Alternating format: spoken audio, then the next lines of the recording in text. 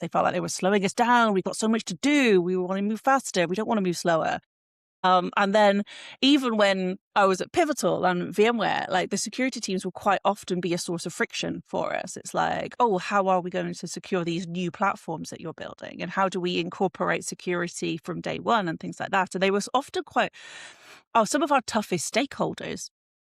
Even those, by default, these were very, very highly secure platforms. The products themselves were built for enterprises and governments and like banks and stuff. So like we were starting from a very high bar and they wanted us to do more.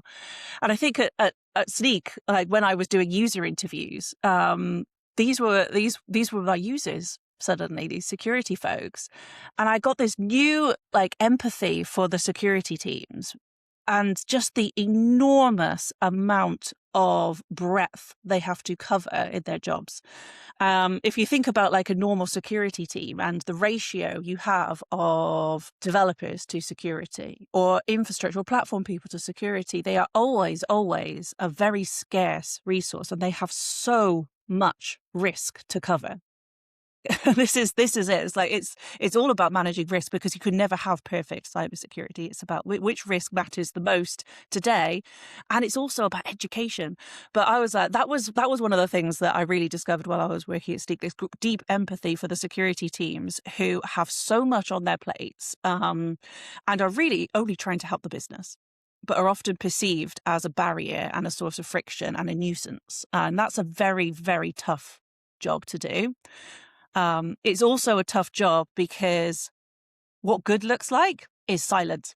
It's like an absence of problems. There's no amazing like graph that goes like up and to the right, like revenue or something like that, or number of users. And it's, there's if you're doing your job right as a security team, nothing happens.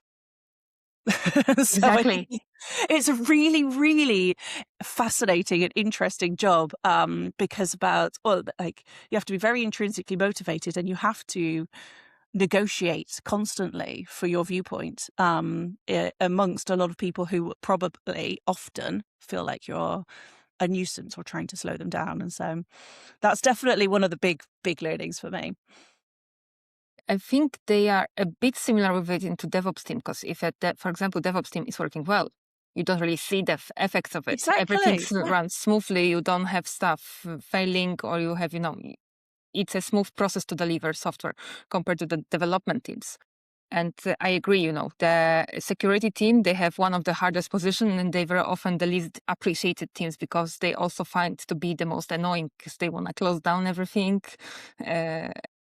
Secure and so on, especially by developers who want to have access to everything because that makes their work faster without having certain processes of limitations with access to environments and so on.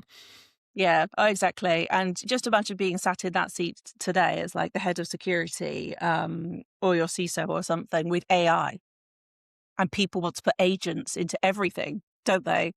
And basically, I'm so super fascinated with the cybersecurity posture of like agents and agentic processes, because a chat window is basically an infinite attack surface.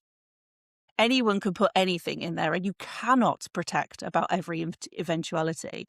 And large language models, they're not secure by default. They're quite the opposite. They're wide open. I want to please you, user. How you want some data?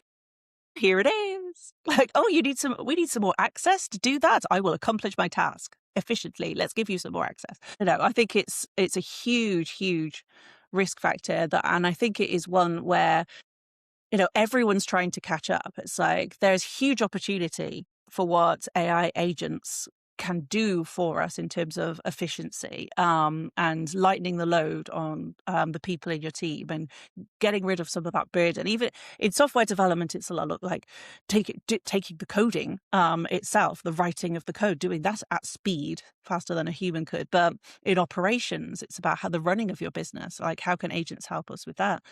And I do think like the opportunity is so big, but the security risk is lagging behind. Like the conversation about the security risk is lagging behind. And I don't think there's an answer at the moment. And that's not stopping people implementing them, which is also terrifying.